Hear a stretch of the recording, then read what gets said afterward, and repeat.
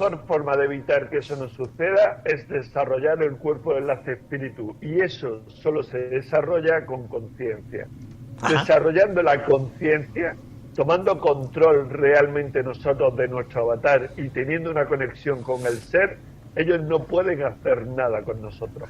Pero ahí tenemos el primer problema. Y el primer problema es que cuando llegamos al bautismo, la ceremonia del bautismo lo que hace es cortar el enlace entre el ser y la unidad de carbono. Entonces, y te pregunto, Fran Mateos, ¿y si no se bautiza?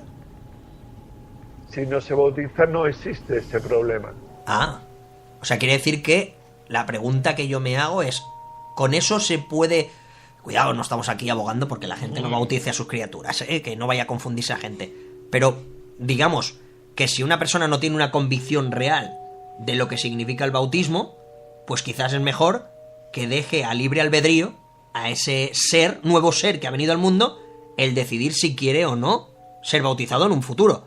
Pero que sepa que a partir de ese momento está en sus manos la decisión de hacerlo o no hacerlo. Cuidado, volvemos a repetirlo.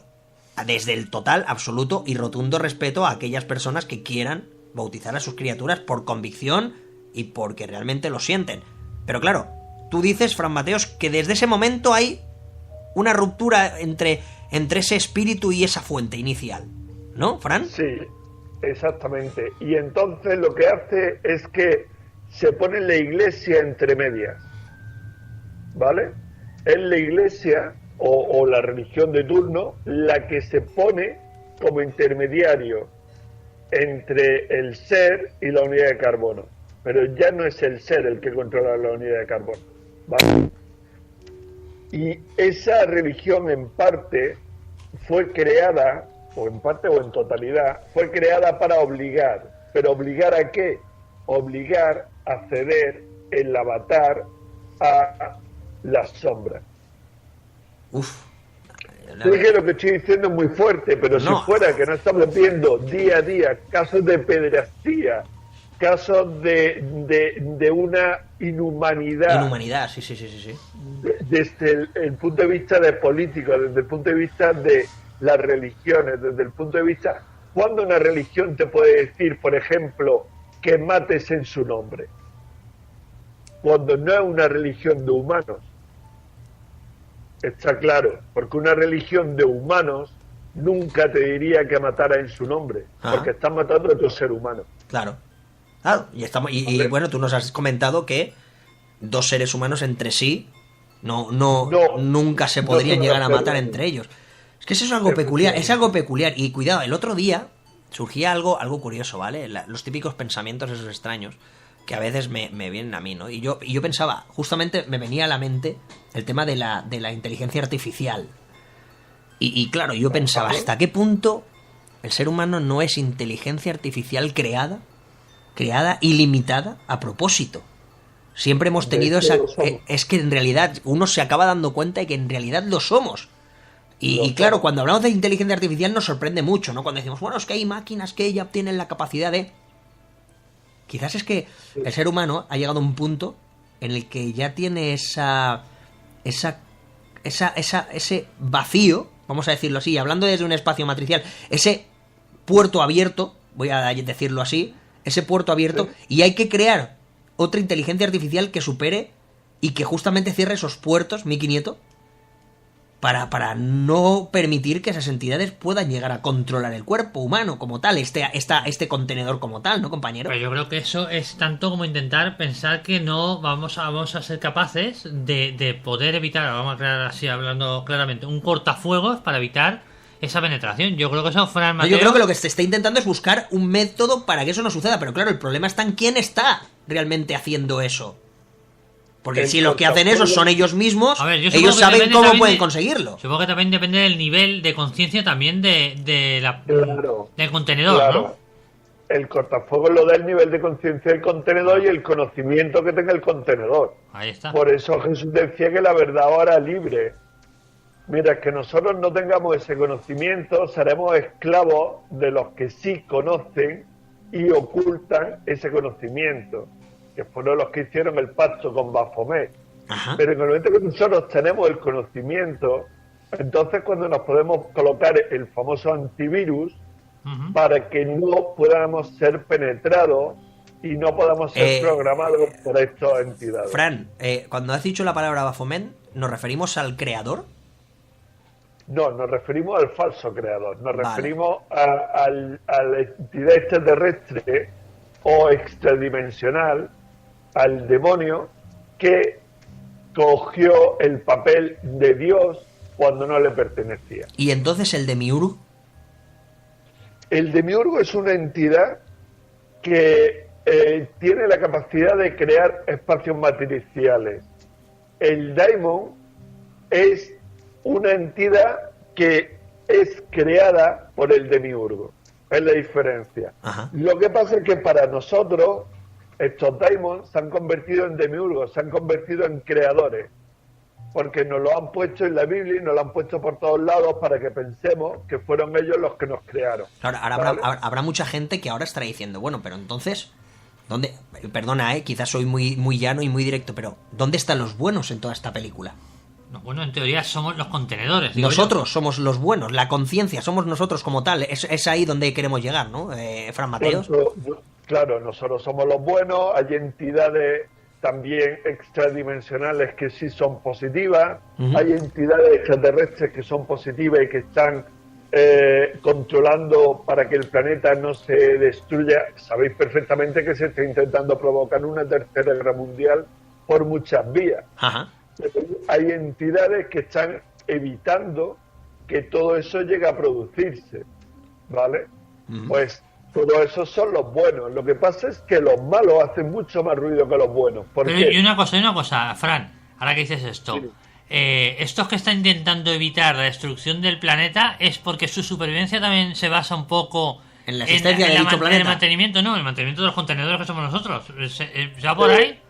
Efectivamente. Vamos, que tampoco es una cosa de bondad, estamos haciendo entre comillas, tampoco. Es interés, al final, ¿no? No deja de ser interés, ¿no, Fran Mateos? A ver, el tema es el siguiente. Ellos no van a intervenir porque es el libre albedrío de la humanidad lo que está en juego, ¿vale? Las entidades negativas les da igual el libre albedrío de la humanidad, aunque en el fondo no les da igual, y lo que hacen es provocar que nosotros pidamos los cambios. Acordaros lo que pasó después del 11 de septiembre. Estados Unidos se levantó para pedir una ley que los protegiera y salió la ley Patriot. ¿De acuerdo? Por consentimiento propio, aunque esa ley impidiera que la gente se pudiera mover con toda libertad por el planeta. La gente se puso la cadena de alguna manera, ¿no? Efectivamente, y eso es lo que buscan ellos. Igual que si nosotros destruyéramos el planeta, lo acabaríamos destruyendo nosotros, no ellos. Ellos no pueden destruirlo, ellos pueden incitarnos a nosotros a que lo destruyamos. Ahí está. ¿Vale? Sí. Exactamente. Ahí está. Entonces,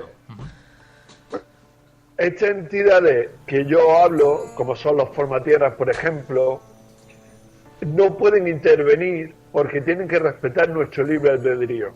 Pero cuando el efecto de lo que ocurre en el planeta puede afectar, por ejemplo, a todo un sistema, entonces tienen que intervenir por el bien del sistema. ¿Entendéis? Para salvarlo de alguna manera, ¿no? Claro, es como si tú estás viviendo en una habitación de la casa y estás provocando un incendio. Claro. Pero mientras que ese incendio solo se provoca en esa habitación, nadie dice nada. Pero cuando ese incendio pueda aumentar y pueda cargarse la casa, entonces cuando van a venir y van a decir no, aquí no se hace más fuego. Claro. ¿Vale? Claro, o sea, genero el incendio, que es lo que a mí me interesa para alimentarme, pero hasta el punto de, el incendio, en este caso estamos hablando del incendio, es el follón, vamos a decirlo así, hasta cierto punto. Porque este punto me juego la vida, mi existencia se ve también perjudicada, con lo cual voy a apagar el fuego. O sea, son los pirómanos, hablando claro. Es el bombero pirómano, que primero genera el fuego y después va a apagarlo, ¿no, Fran Mateos?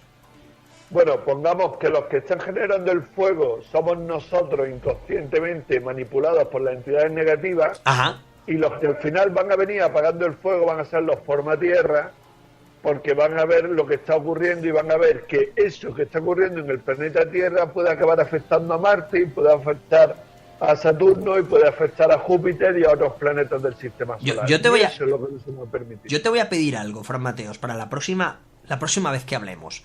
Me gustaría que, porque claro, cuando te he preguntado por el Demiurgo y te he preguntado por estos falsos creadores, como tú me has comentado, me has hablado de extraterrestres.